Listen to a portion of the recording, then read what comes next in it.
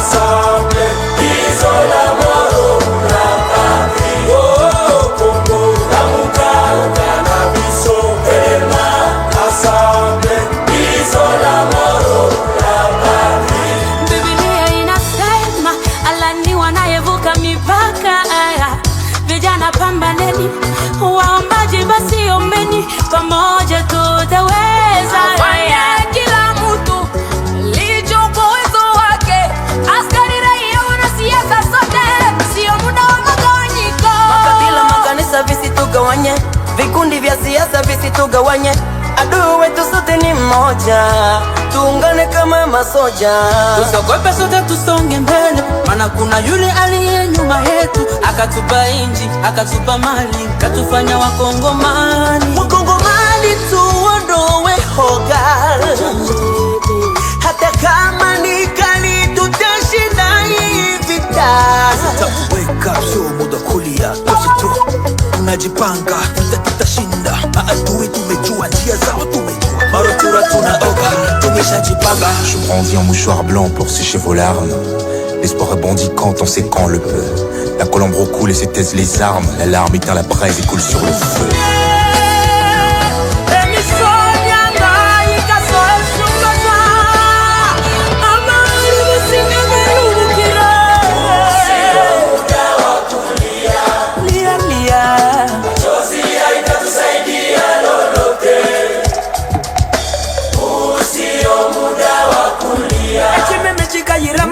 Machozi haitatusaidia lolote. Mungu za machozi simama.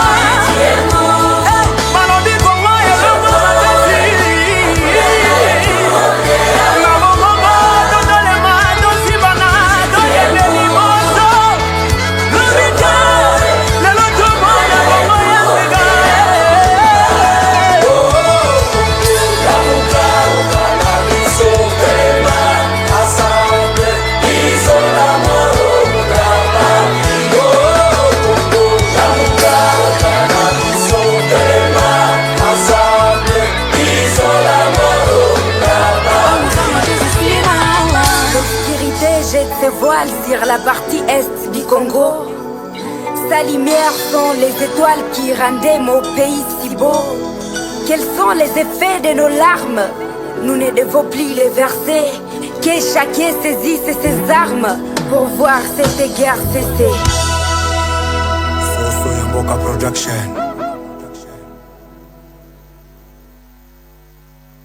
La République démocratique du Congo, à jamais égale à elle-même. 2 345 410 km² est la superficie totale de notre RDC depuis février 1885. Deuxième plus grand pays d'Afrique. Nous occupons la 11e place en superficie du monde. Nous partageons 10 744 km de frontières avec nos voisins. Avec l'Angola, nous partageons 2511 km. Avec le Burundi, 233 km. Avec la République centrafricaine, 1577 km. Avec la République du Congo, 2410 km. Avec le Rwanda, 217 km. Avec les Soudans du Sud, 628 km. Avec la Tanzanie...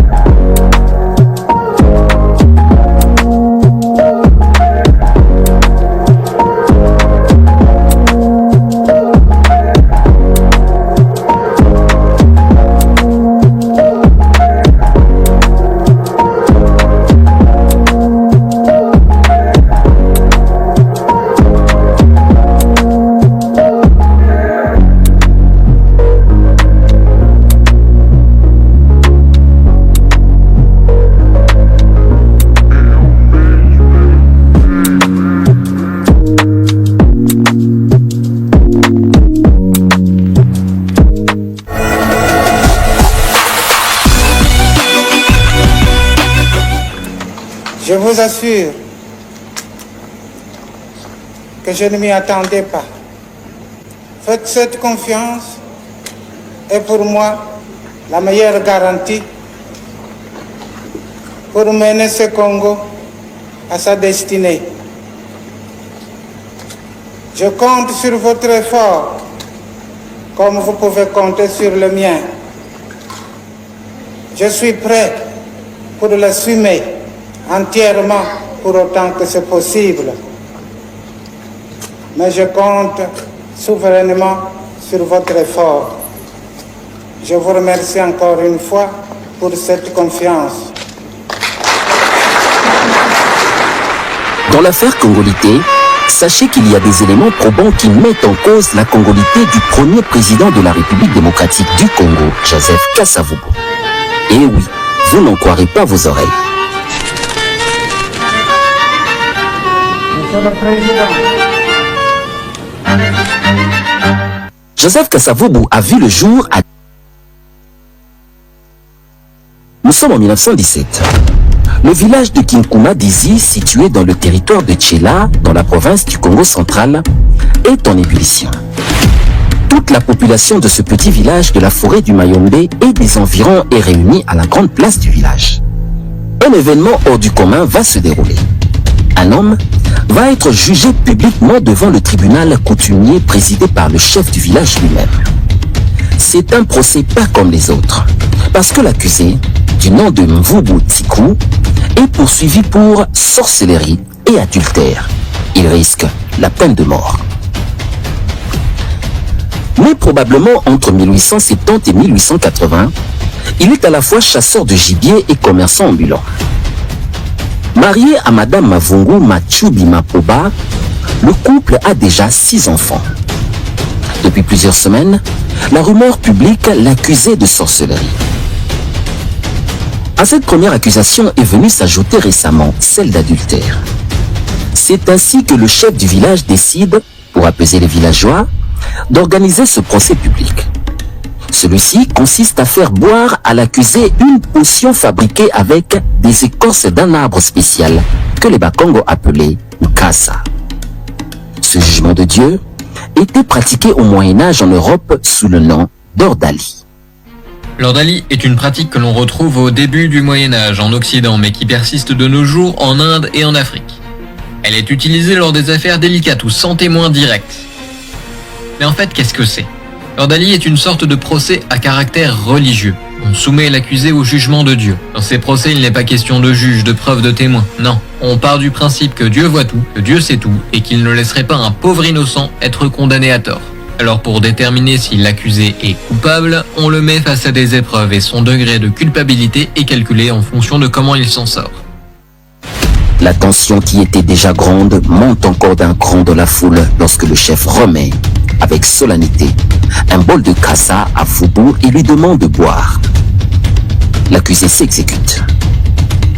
Après avoir bu tout le contenu du bol, il se met à trembler et à transpirer pendant quelques secondes en ayant les yeux fermés. Ensuite, il se calme, ouvre les yeux et remet au chef le bol vide qu'il tenait dans ses mains. Le chef le regarde attentivement avant de prononcer son verdict à haute voix en guillaumet. Innocent. En vertu des pouvoirs qui me sont confiés par les esprits de nos ancêtres, Mvubu, vous pouvez rejoindre votre famille. On pense que cette accusation de sorcellerie était fomentée par des individus qui étaient jaloux de la relative aisance matérielle de Mvubu. Ses activités de commerçant ambulant le conduisaient souvent à Cabinda, où il côtoyait des Portugais. À son retour, il ramenait à son épouse et à ses enfants des vêtements et d'autres objets venus de l'Europe. Par exemple, à cette époque, avoir un parapluie était un signe de réussite sociale. Après le prononcé du verdict, les membres du clan de Mvubu, qui étaient restés jusque-là silencieux et terrorisés, poussent des cris de joie et viennent féliciter le héros du jour. C'est à ce moment précis que l'un d'eux va lui apprendre une bonne nouvelle. Sa femme, Maman Mavungu, qui n'était pas venue assister au procès de son mari parce que sa grossesse était à terme, venait d'accoucher d'un petit garçon. Naissance causée probablement par le stress du procès injuste fait à son mari. Très heureux, Mvubu rentre rapidement chez lui, accompagné des membres de son clan. Arrivé à la maison, Mvubu prend le bébé, le soulève et le montre aux membres de son clan et aux voisins qui sont venus féliciter le couple pour cet heureux événement. Sur le champ, Mvubu annonce à la communauté que cet enfant, le 7e de la famille Mvubu, s'appellera Kassa, comme l'épreuve qu'il venait de subir. Il espérait ainsi que ce nom donnera à son fils la force morale nécessaire pour surmonter toutes les épreuves que les destins et les hommes dresseront sur son chemin. Manifestement, le père de Kassa avait raison, puisque ce nom va accompagner son fils jusqu'à la présidence de la République démocratique du Congo où il dirigera le pays du 30 juin 1960 au 24 novembre 1965, en dépit des différentes crises politiques, rébellions, sécessions dont le pays a fait l'objet. Tout au long de son mandat, il a brillé par la bonne gouvernance, exhortant la classe dirigeante de gérer les biens publics. Après avoir été évincé par le coup d'état militaire de Joseph Mobutu en novembre 1965, Joseph Kasavubu est astreint à résidence par ce dernier à Kisundi, au Congo central.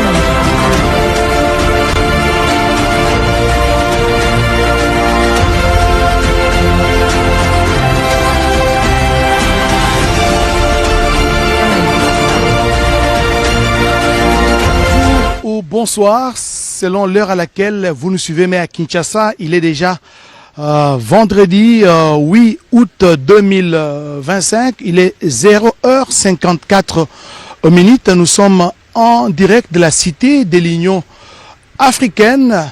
Le moment tant attendu est tombé aujourd'hui. Giscard Koussema, le président de la République, avait annoncé lors du dernier conseil de ministres que d'ici vendredi, nous aurons la liste complète, la publication du nouveau gouvernement ou du gouvernement remanié de Judith Souminois ou Souminois 2. On le saura, je ne sais pas si ce sera un gouvernement remanié ou un gouvernement totalement recomposé. Et nous le saurons tout à l'heure.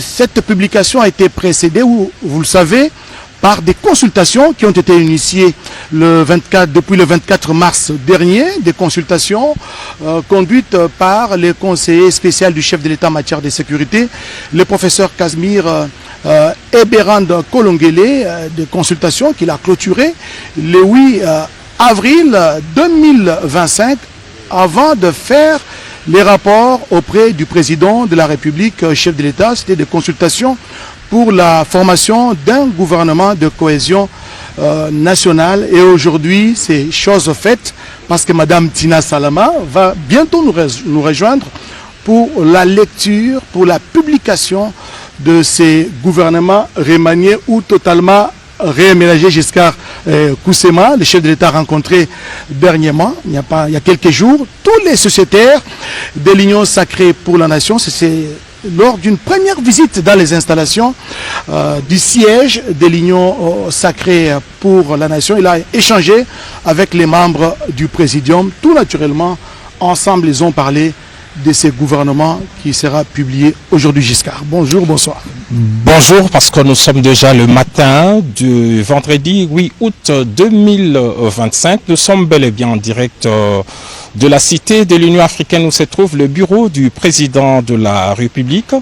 Oscar Mbal, vous l'avez dit, c'est depuis le dernier conseil de ministres que cette actualité tient en haleine l'opinion nationale, parce qu'au cours de ces rendez-vous hebdomadaires du gouvernement, le président de la République, chef de l'État, Félix-Antoine Tshisekedi Tshilombo, avait au cours de sa traditionnelle communication dit au revoir à quelques membres du gouvernement. Et depuis cette actualité tient donc en haleine l'opinion. Beaucoup de questions.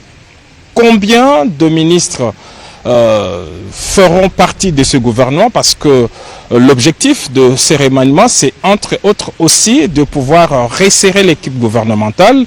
On le sait, l'équipe de la première ministre Soubinois était grande de 54 membres du gouvernement et le président de la République n'a pas caché son intention de pouvoir resserrer. Alors peut-être ce soir 47, ou ce matin, 48, on ne sait pas. Justement, nous le saurons dans les minutes qui vont suivre. Mais en tout cas, la communication de ce soir, il n'y a plus de suspense, est relative à la communication du gouvernement central de la République. C'est les changements, parce que ça fait partie des questions qu'on se pose. Est-ce que les changements touchent aussi la tête du gouvernement, c'est-à-dire la chef du gouvernement? On le saura, en tout cas personne ne le sait. Beaucoup de supputations. Quelle sera la taille de ce gouvernement? Quels sont les nouveaux venus? Quels sont les grands départs, les permutations? Toutes ces questions trouveront des réponses dans les minutes qui suivent, parce qu'en fait, depuis quelques heures, depuis en fait déjà le début en début de soirée de la journée d'hier, donc du jeudi 7 août 2025, les équipes techniques de la cellule de communication de la présidence de la République, les équipes du porte-parole et celles de la RTNC sont mobilisées pour suivre cette actualité, et tous les mouvements sont scrutés. On a vu Madame la Première ministre effectuer des allers-retours au niveau du bureau du chef de l'État. Et aujourd'hui, voilà, c'est l'épilogue de cette longue attente. Dans les minutes qui suivent, la porte-parole du président de la République va devoir lire cette ordonnance présidentielle qui porte publication du gouvernement. Giscard Koussema, c'est donc la fin du suspense.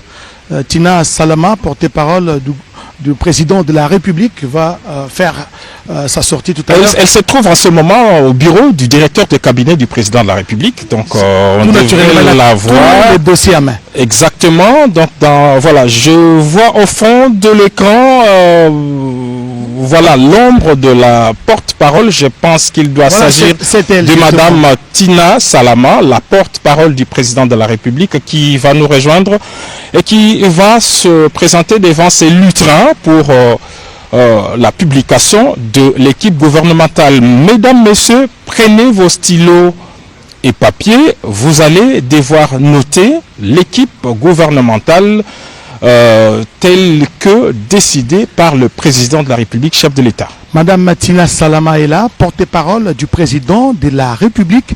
Tous ces mouvements ces derniers temps étaient scrutés, mais aujourd'hui, Elle porte une farde, j'imagine que c'est à l'intérieur de cette farde à rabat qu'il y a la liste du gouvernement. Madame Tina, vous avez la parole. Bonsoir à tous. Ordonnance numéro 25/247 du 7 août 2025 portant nomination des vice-premiers ministres, des ministres d'État, des ministres délégués et des vice-ministres. Le président de la République, vu la Constitution telle que modifiée par la loi numéro 11/002 du 20 janvier 2011 portant révision de certains articles de la Constitution du 18 février 2006, spécialement ces articles 69, 78, alinéa 4, 79, alinéa 3 et 90, alinéa 1er et 3, vu l'ordonnance numéro 24/88 du 11 octobre 2024 portant organisation et fonctionnement du gouvernement, modalités de collaboration entre le président de la République et le gouvernement, ainsi qu'entre les membres du gouvernement, spécialement ces articles 2 et 3, vu l'ordonnance 24/022 du 1er avril 2024 portant nomination d'un premier ministre, revu l'ordonnance numéro 24/039 du 28 mai 2024 portant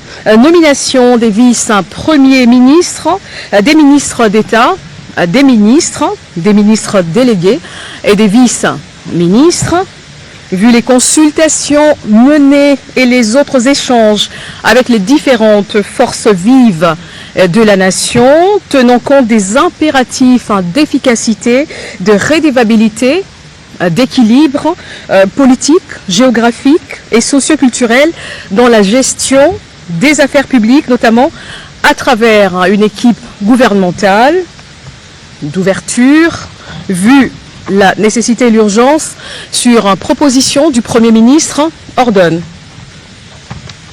Article 1er. Sont nommés vice-premiers ministres et ministres fonctions spécifiées en regard de leur nom les personnes ci-après. Vice-premier ministre, ministre de l'Intérieur, Sécurité, Décentralisation et Affaires coutumières, messieurs Jacquemin Chabaniluko Bihango. Vice-premier ministre, ministre de Transport, Voies de communication et désenclavement, messieurs Jean-Pierre Bemba Gombo. Vice-premier ministre, ministre de la Défense nationale et ancien combattant, messieurs Guy Kabombo Mwandiavita. Vice-premier ministre, ministre de l'économie nationale, messieurs Daniel Mukoko Samba. Vice-premier ministre, ministre du budget, messieurs Adolphe Mouzitou Fumushi. Vice-premier ministre, ministre de la fonction publique, modernisation de l'administration et innovation du service public, messieurs Jean-Pierre Liaou Ebois. Article 2.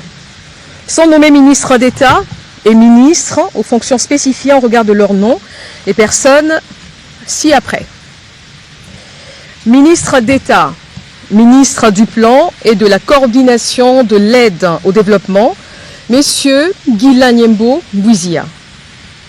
Ministre d'État, ministre des Affaires étrangères, coopération internationale, francophonie et diaspora congolaise, Madame Thérèse Kaikwamba Wagner.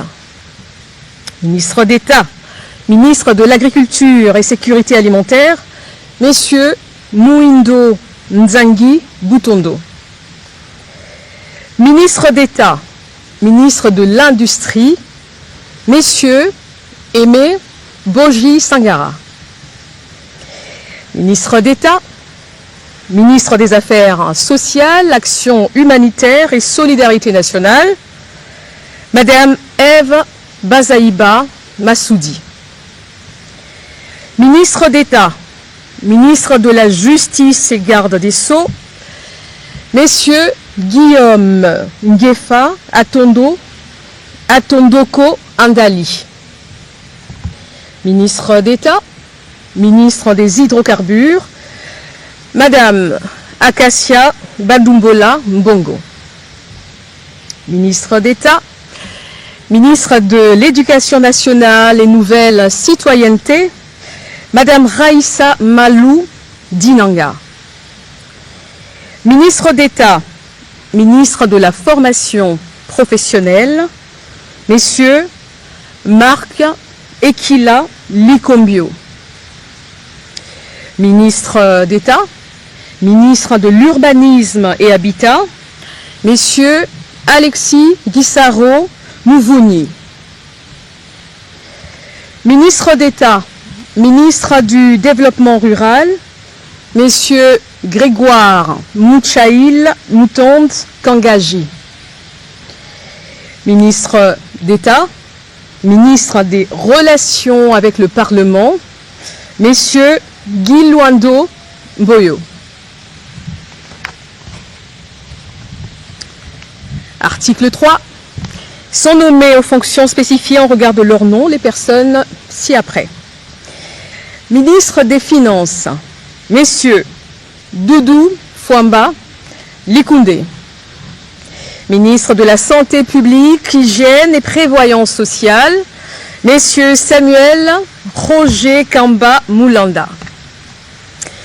Ministre du Commerce extérieur, Messieurs Julien Paloukou Kaongia.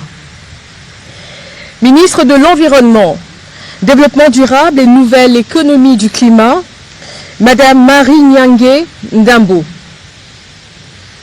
Ministre des Infrastructures et Travaux publics, Messieurs John Banza Lunda. Ministre de l'Enseignement supérieur, universitaire, recherche scientifique et innovation, Madame Marie-Thérèse Sombo Ayane Safi. Ministre de l'Emploi et Travail, Messieurs Ferdinand Massamba Wamassamba. Ministre des Postes et Télécommunications, Messieurs José Panda Kabangou. Ministre de l'Économie numérique, Messieurs Augustin Kibassa Maliba. Ministre des Mines, Messieurs Louis Kabamba Watoum. Ministre de Ressources hydrauliques et électricité, Messieurs Aimé Molendo Sakombi. Ministre de la Communication, Médias et porte-parole du gouvernement, Messieurs Patrick Mouyaya Katembwe. Ministre de l'Entrepreneuriat et Développement des petites et moyennes entreprises, Messieurs Justin Kalumba Mwanangongo.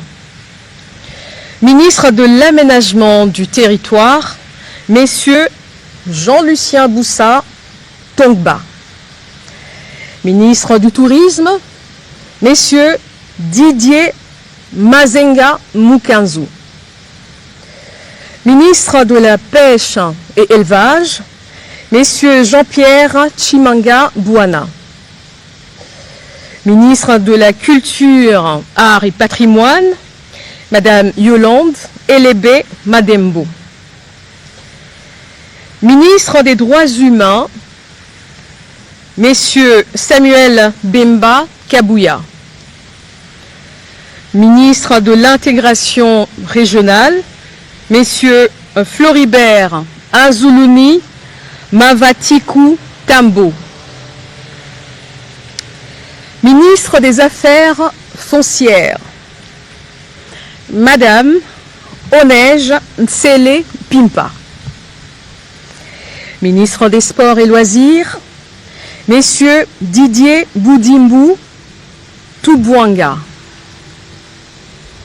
Ministre du Portefeuille, Madame Julie Boui Chikou. Ministre du Genre, Famille et Enfants, Madame Micheline Ombaé Kalama. Ministre de la Jeunesse, Madame Grace Coutinho. Article 4. Sont nommés ministres délégués aux fonctions spécifiées en regard de leur nom, les personnes ci-après. Ministre délégué près le ministre des Affaires étrangères en charge de la francophonie et de la diaspora congolaise, messieurs Crispa Bandou Panzou. Ministre délégué près le ministre de l'Environnement et Développement durable en charge de la nouvelle économie du climat, Madame Arlette Bahati Tito. Ministre délégué près le ministre de l'Urbanisme et Habitat en charge de la politique de la ville, Madame Angèle Bangassa Yogo. Ministre délégué près le ministre des Affaires sociales en charge des personnes vivant avec handicap, Madame Irène Essambo Diata. Ministre délégué près le ministre de la Défense nationale en charge des anciens combattants, messieurs Eliezer Tamboué Kassongo. Article 5. Sont nommés vice-ministres aux fonctions spécifiées en regard de leur nom, les personnes ci-après. Vice-ministre du budget, messieurs Élisée Bokumwana Maposo.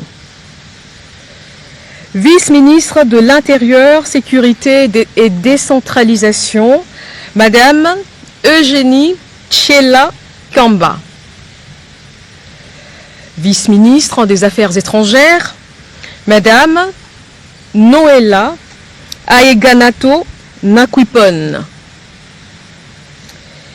Vice-ministre des Finances, Madame Gracia Yamba Kazadi.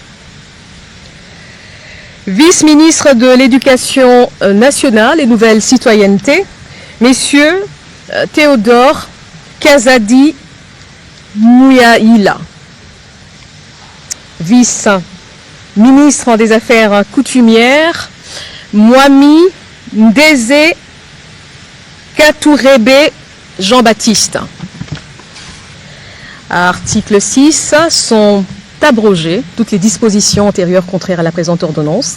Article 7, le Premier ministre est chargé de l'exécution de la présente ordonnance qui sort ses effets à la date de sa signature. Faite à Kinshasa le 7 août 2025, Félix-Antoine Tshisekedi Tshilombo, Judith Minois Tuluka, première ministre, pour copie certifiée conforme à l'original le 7 août 2025, le cabinet du président de la République, Anthony Kinzo Kamole, directeur de cabinet. Mesdames, Messieurs, nous venons de suivre la lecture du gouvernement remanié, Judith Souminois à 2, avec des nouvelles entrées, notamment le vice-premier ministre, ministre du budget. Il s'agit d'Adolphe Mouzito, ancien premier ministre de la République. Et aujourd'hui, il devait servir le pays au niveau du budget de la République. Et beaucoup d'entrées, Giscard Koussema, la taille du gouvernement a été réduite. Nous allons justement le voir avec ce chiffre 6 vice-premiers ministres dans ces gouvernements qu'on peut qualifier de Souminois 2. Un seul vice-premier ministre qui est nouveau, il s'agit d'Adolphe Mouzito qui rejoint le club de vice-premier ministre, et c'est justement le ministère du budget qui devient la vice-primature en remplacement du vice-primature du plan qui est relégué au niveau du ministère d'État. Alors ce gouvernement compte donc 6 vice-premiers ministres dont un nouveau, 12 ministres d'État, de 24 ministres, 5 ministres délégués et 6 vice-ministres. Voilà donc la taille du gouvernement. Vous pouvez vous-même faire le compte. Mais ce qu'on peut remarquer, c'est qu'il y a beaucoup de ministres qui sont restés. De ministres qui sont restés, mais d'autres également qui ont été permis. Et il y en a malheureusement qui ont quitté le gouvernement. Nous ne saurons pas donc faire toutes ces analyses ici et maintenant, mais on note en tout cas que les cadres sont là. Il y a une représentativité non seulement de tendance politique, mais il y a aussi l'ouverture que le président de la République avait prôné, ce qui se matérialise avec l'entrée au gouvernement d'Aldo Mosito comme vice-premier ministre et ministre du budget, mais aussi Floribert Anzoulouni, ça c'était l'intégration régionale. Il est ministre de l'intégration régionale. Floribert, on le sait, est un activiste qui a travaillé dans le mouvement de jeunes au niveau de l'Est de la République démocratique du Congo. Floribert Anzoulouni était même candidat à la présidence de la République en 2023. Et il est parmi ceux qui ont commencé le mouvement comme Filimbi, qui ont fait parler d'eux au niveau de l'Est et de la République démocratique du Congo. Alors peut-être un petit détail, il y a la jeunesse, le ministère de la jeunesse qui est aujourd'hui occupé par Grace Coutinho. Grace Coutinho qui remplace à ce poste Noéla et Ganagato qui a été